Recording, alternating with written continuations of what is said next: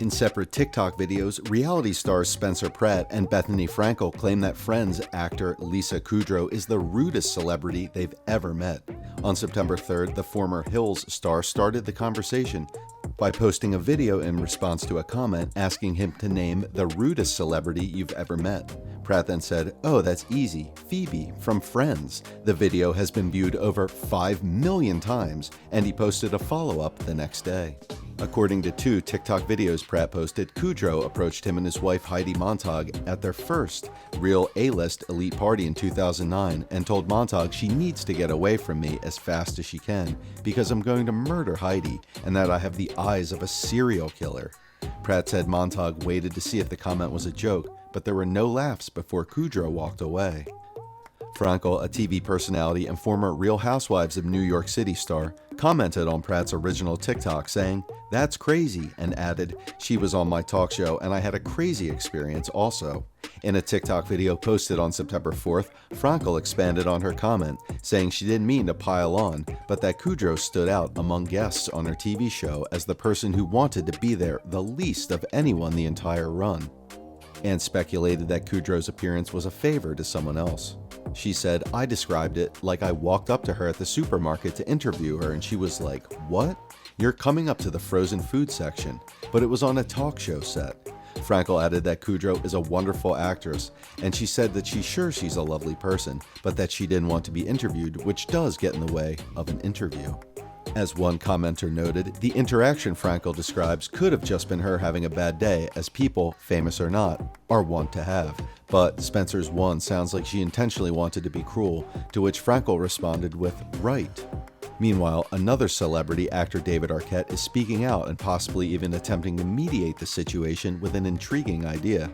Arquette, who knows Kudrow through his ex-wife Courtney Cox and as a guest on Friends, spoke to news.com.au's podcast, "I've got news for you," about Pratt's story while promoting the latest Scream film on Paramount+. He said, "It's a hard one to believe. She's like the sweetest person in the world." He then joked that the solution might be for the two to settle their differences in a stab film together, a reference to the fictional horror films featured in the Scream franchise. Pratt then responded in a statement saying, "I don't know about her schedule, but she already said I had serial killer eyes, so maybe in a film I could KILL her in the film."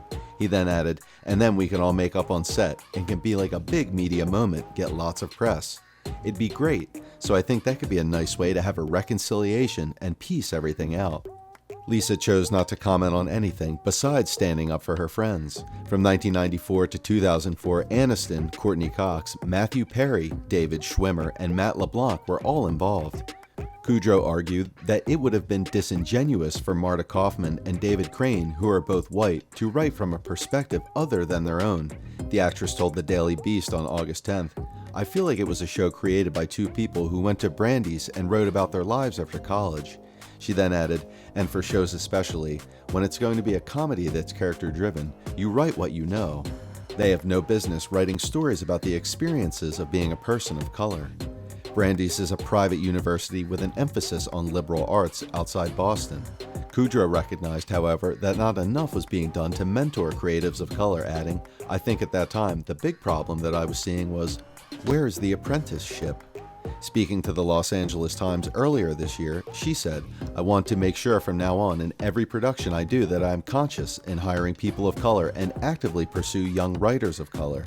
I want to know I will act differently from now on, and then I will feel unburdened."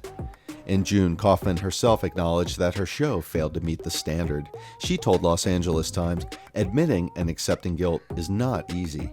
She then added, "It's painful looking at yourself in the mirror. I'm embarrassed that I didn't know better 25 years ago." The 65-year-old Kaufman, who also co-created Netflix's Grace and Frankie, said a rise in social and cultural movements allowed her to better understand the error of her ways. She said, "It was after what happened to George Floyd that I began to wrestle with my having bought into systemic racism in ways I never was aware of." Kaufman explained, "That was really the moment that I began to examine the ways I had participated. I knew then I needed to course correct." She also said, "I didn't do enough. Now all I can think about is what can I do, and what can I do differently? How can I run my show in a new way? That's something I wish I knew when I started show running." In response, Kaufman made a $4 million donation to Brandeis University's African and American Studies Department. As she explained, "I'm finally, literally, putting my money where my mouth is."